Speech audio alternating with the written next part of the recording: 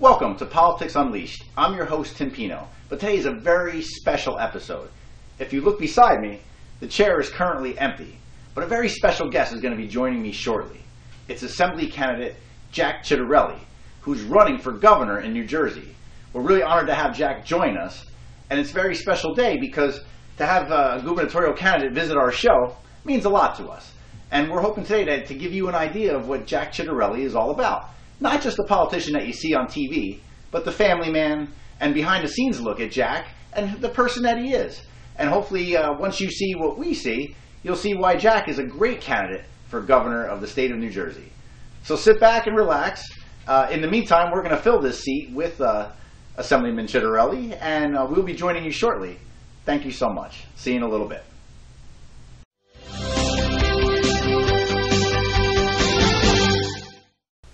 And we are back, and as you can see, I am joined now by gubernatorial candidate Jack Ciattarelli. Jack, thanks for joining us. Tim, thanks for having me.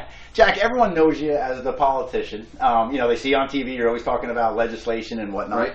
But I wanted to show the viewers at home today just like a different Jack Ciattarelli, the Jack that I know, because we live in the same area. Right. And I wanted to see if maybe you could tell me a little bit about your childhood. Oh, very good. Well, I grew up in the town right next door, Raritan Borough. My father's parents immigrated there almost exactly 100 years ago from Valentano, Italy. My mother was one of 8 from Brooklyn, whose uncle had a chicken farm in Martinsville, and she'd come out on the weekends to sunbathe at Watchung Lake. My father happened to be there listening to a Yankee game. They met, and here I am today. So, born in 1961, grew up on the streets of Raritan. It was a great town in which to grow up. Went all through the public school system there, and then went on to Seton Hall University.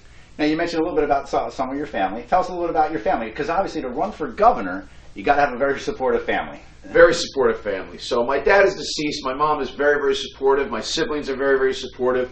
My wife is very, very supportive. I've got 4 children, 21, 19, 18, and 17. Wow. So I have a senior and sophomore in college and a senior and sophomore in high school. They're all on board 100%. They're my biggest fan club. But you can't do it without their love and support, which I'm very fortunate to have. That's good to know. Let me ask you this. Like, obviously, we know you're into politics, but when Jack Ciattarelli's not doing politics, what kind of hobbies do you have, Jack? Well, anything and everything that the kids and my wife love to do. We love the Jersey Shore. We love to ski. We love to vacation together. For me, individually, I'm a Duke Gardens community gardener. Okay. So my tomato and basil garden is a passion of mine. Okay. Come to late spring and summertime. Farmers, take note. There you go. All right. I'm a big fan of the Yankees. We catch a lot of Yankee games on TV, and at least 2 or 3 a year at the stadium. But at the end of the day, whatever the kids are doing, that's usually what I'm doing. Fair enough. I can relate with having kids my own myself. Sure. Wherever the kids are at, usually we're not far behind. You did mention the Yankees real quick. Let me just follow up on that a little bit. How about other sports teams? Who were you interested in watching? You know, as a kid, I was all over the place. We played an awful lot of street hockey as a kid, and at that time, Bobby Orr's name was on every piece of equipment I owned. So I was a Boston Bruins fan. Boston Bruins fan. And I happened to end up being a Green Bay Packers fan because my father loved Vince Lombardi. Okay. He was the defensive coordinator for the New York Giants, and when he got the head coaching job out in Green Bay, my father went there with him in terms of his fandom. So I followed my dad and became a Green Bay Packer fan. See, only on Politics Unleashed with Tim Pino will you find out that Jack Ciattarelli is also a cheesehead. There you go. Now, as a Cardinal fan, too, I'm not a huge fan of the Packers, but we have been fortunate to knock them out of the playoffs a couple times in the playoffs. So, you just had to say that, didn't you? I have to. You're in a Cardinal theme room. I'm sorry. Sounds good. We're going to take a break, and we will be back with Jack Ciattarelli after this message. Once there was a boy who did the same thing again and again. One day, he was told he had autism. He got help and slowly learned how to live with it better. Early intervention can make a lifetime of difference. Learn the signs at autismspeaks.org. We are back with gubernatorial candidate Jack Ciattarelli. And Jack, I wanted to ask you, what got you actually interested in politics as a kid? You know, I always say you end up in this business one of 3 ways. You've had a family member that was in it. That wasn't the case with Ciattarelli's. You're inspired by somebody. My father's and mother's generation, a lot of people were inspired by John F. Kennedy. My generation, a lot of people inspired by Ronald Reagan. Or the third way. I came home from college, Seton Hall University, with my MBA CPA. The mayor of Raritan Borough was a close personal friend of my family. He saw something in me and recruited me. That's how I ended up in the business. So I was recruited into it by Mayor Anthony DeSico. All right. Well, that's everyone has a road in. Everybody has a road in. Everyone has a road in. Who were some of your favorite politicians growing up? Well, certainly I was a big fan. I came of age as an adult in the era of Reagan, and I always loved Reagan's style. And he genuinely liked people, which I think is very important if you want to serve in public office. Jack Kemp was always another favorite of mine because he was an ideas guy. He was always looking for innovative ways to solve things. Now, if I'm not mistaken, Jack Kemp's a football player too? He was a football man. Los Angeles Rams That's quarterback. Right. That's I do right. remember that. I'm That's a little right. bit of a football historian, but that's another story. But at the end of the day, my political compass has always been our greatest president, who was also our first Republican president, Abraham Lincoln. Okay. So, nice. How about some of the current politicians that are out there today? Outside of New Jersey, who are some of your favorites? gee, outside of New Jersey, no one comes to mind really right now. I mean, I kind of like that Paul Ryan has been an ideas guy when it comes to the budget. I think that that's really, really important. But here in New Jersey, there have been a number of people that have been kind of mentors for me as I first came into the business. When I first arrived, it was people like Dean Gallo and Matt Rinaldo and certainly Bob Franks. All those kind of folks were very instrumental in me in my early political career. Now, speaking of your political career, what was your, like you said, you got in Raritan. You tell us about your first race. I mean, you're a novice, you're running for office, all new to you. What did you like about it? What didn't you like about it? I never not liked it. I love the very, very competitive aspect of political campaigns. I love the physical, emotional, intellectual challenge of it. You learn more from your first race than any other. My very, very first race, I really didn't know what I was doing. And in a very, very close race where over 4,000 people voted in Raritan, I lost by 8 votes. Wow, never knew that. Yeah, came back the very next year, won, and 3 years later, I'm embarrassed to tell you, I won by the greatest plurality in the history of Raritan Borough. So that's how it all started for me. Hey, you only need to win by 1. You only need to win by 1. And that's what makes politics so great. Yeah. We will be back right after this message with more with gubernatorial candidate Jack Ciattarelli. Okay, so we drowned the fire, stirred it, drowned it again, and now just feel if it's cold. Yeah. Cool.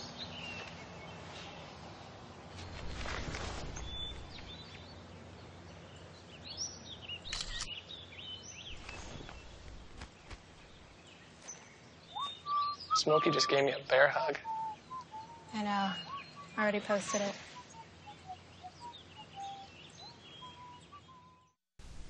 Welcome back to Politics Unleashed. I'm Tim Pino, and I'm joined again by gubernatorial candidate Jack Ciattarelli. Jack, I want to talk more about the politics. Obviously, you're a politician, so that's what we talk about on our Politics Unleashed show. But let me ask you something. After in Raritan, after that race, what other type of offices did you hold? So I served 2 terms in Raritan Borough, and then I decided, because my wife and I were having the first of our 4 children, and I'd started my first business, that I was going to leave politics, and I did. And now 10 years goes by, the children are older, they're in school full time, the business has been sold to some private equity guys, and I've got time on my hands. And the Republican leadership in Somerset County asks me to run for freeholder, and I do. And I win a very, very challenging race, and 3 years later, I win re-election. And now I'm ready to retire from politics again. I've always been a term limit guy, but it was right about that time that the 40 legislative districts in New Jersey had been redrawn. And the 16th district, which used to be mostly all of Somerset County and parts of Morris, was now very, very different. And fortunately, I've proven myself as a vote getter. I campaign hard, and I've always been well received by the voters. So I decided to run for the legislature and won in the 16th district in 2011. Very, very challenging race. A great many more Democrats than Republicans, which, by the way, I think makes me a better legislator. I really do believe that gerrymandered districts are the greatest single threat to our democracy, and the 16th district is not gerrymandered. It is one of those truly competitive districts. I've won 3 very, very challenging elections in the 16th legislative district. Yep. All right, so you get through that, and then for the people at home, I mean, what makes someone want to say, I want to run for governor? I mean, obviously our governor's in the papers all the time, good and bad, but what makes someone say that's a big commitment? Well, 2 things. One is New Jersey's broke, and I think I can fix it. I'm an ideas guy. I'm an MBA CPA. I'm an entrepreneur, and I'm a business owner. I've served 2 terms at the municipal level, the county level, and now 5+ years in the legislature. That's a very, very unique resume for a candidate.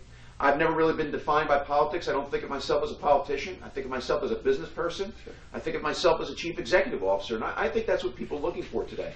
roll up your sleeves, hands-on chief executive officer, because that's what we need here in New Jersey. So I think it's broke. I think I know how to fix it. I came home in the springtime complaining once again of a very, very unproductive day in Trenton. And my wife said to me, no more complaining about the legislature. Either retire or run for governor. And I said, you know what? I'm going to run for governor. Well, the wives always do influence us, you know. They Obviously, do. if we want to be involved in politics, I couldn't even host the show without my wife's blessing. So thank you, wife. But question for you. Yes. During your time in the legislature, what are some of the bills that you're most proud about that you're behind? Well, I can't say that there's been a whole lot of legislative accomplishment. That's one of the reasons why I'm running for governor. The fact of the matter is the dynamic in the legislature, being a freshman or a sophomore in the minority in the legislature, does not afford you the opportunity to do a whole lot of things legislatively speaking. So one of the reasons why I'm running for governor is because I just can't achieve the seismic changes that we need here in New Jersey from where I currently sit. It's one of the reasons why I'm running for governor. Now, for our viewers at home, if anyone wanted to get involved in your campaign, how's the best way to go about it? Best way, very, very easy. Go to jack4gov.com. That's Jack, the number 4, G-O-V.com. You can learn an awful lot about the campaign. I'm very, very transparent. Everything is right there. And there's also a way to join the team and tell us what kind of volunteerism you want to provide, whether it's making phone calls, doing literature drops, knocking on doors, whatever it is that you want to do for the campaign, you could do it by joining Jack's team at jack4gov.com. Jack, the number 4, G-O-V.com. We're going to take a quick break. When we come back, though, there is one legislation that I'm going to talk about Jack Ciattarelli with that I'm personally very proud about. So stay tuned. We'll be back with Jack.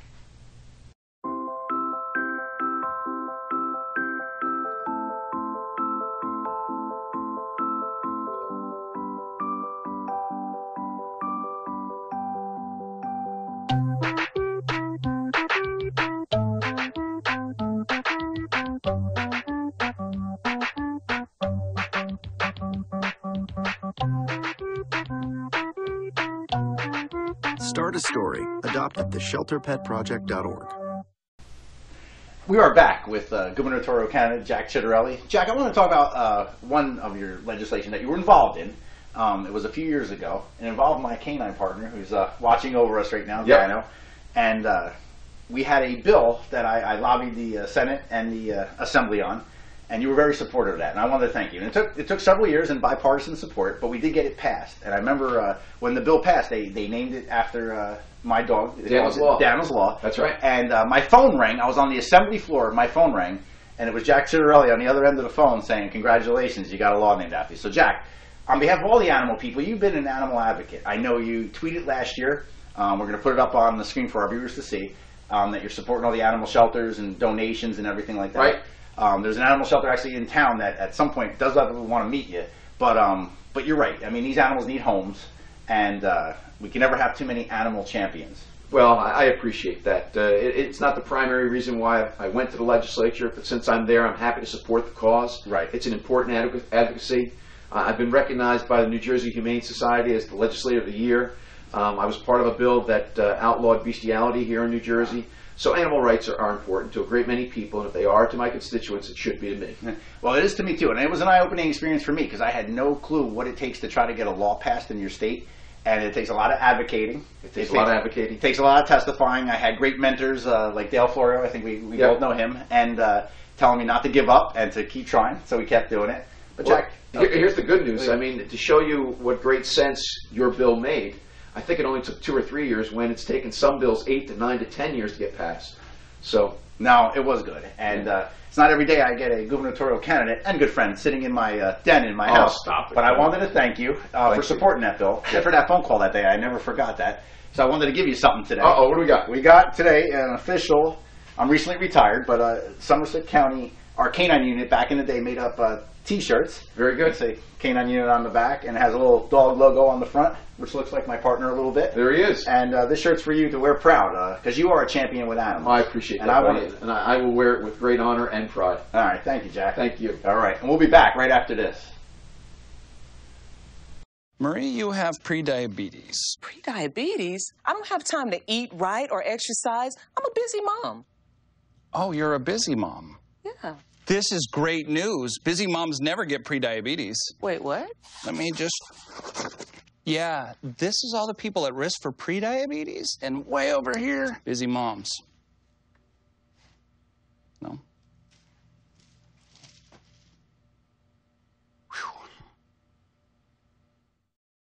Welcome back to Politics Unleashed. We're joined still with Jack Ciattarelli.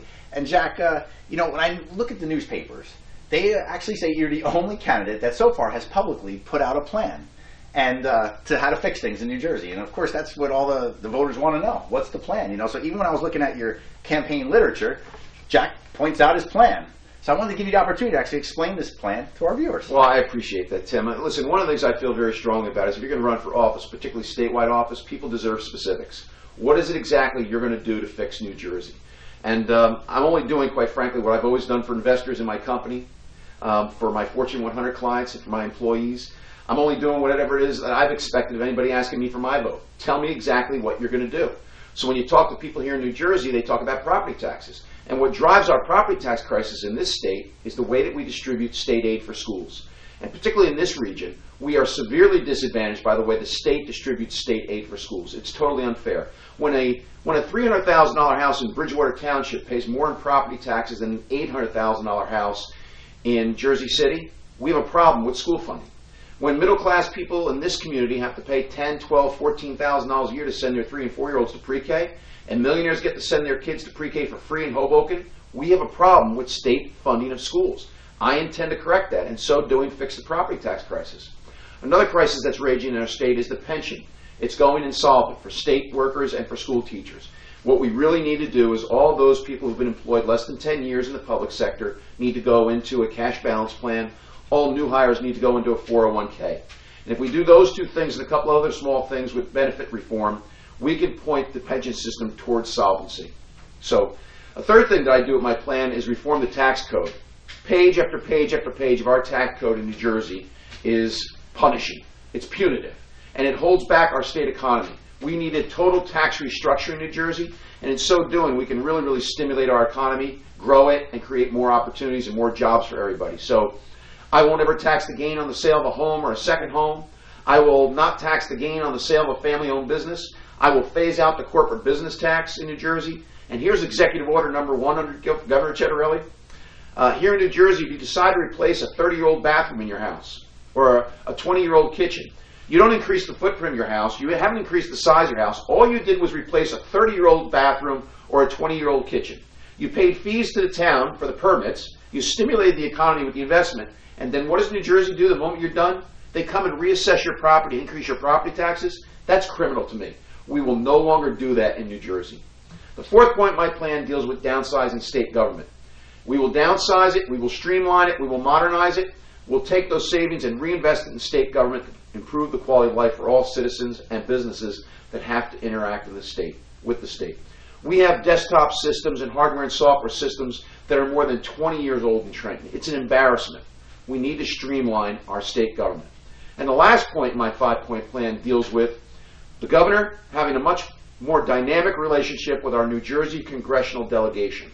Both U.S. senators and all 12 congresspeople and the governor should be sitting down at least 3 to 4 times a year and focusing on a few goals where the federal government can better help New Jersey. We are dead last in the nation when you compare the amount of federal income taxes we send to Washington compared to what we get back. The Gateway Project is just a perfect example of how we need to advocate better for New Jersey. So that's my 5-point plan. Oh, you heard it here first. One thing that always impressed me with you, Jack, not just as a friend but as a politician, is sometimes politicians get elected and they forget that the electorate that put them in office to represent some of their wishes, and you definitely do represent your constituents, so I appreciate that. Well, I appreciate you mentioning that, buddy. Listen, I'm accountable to the people that I represent. I take that responsibility very, very seriously.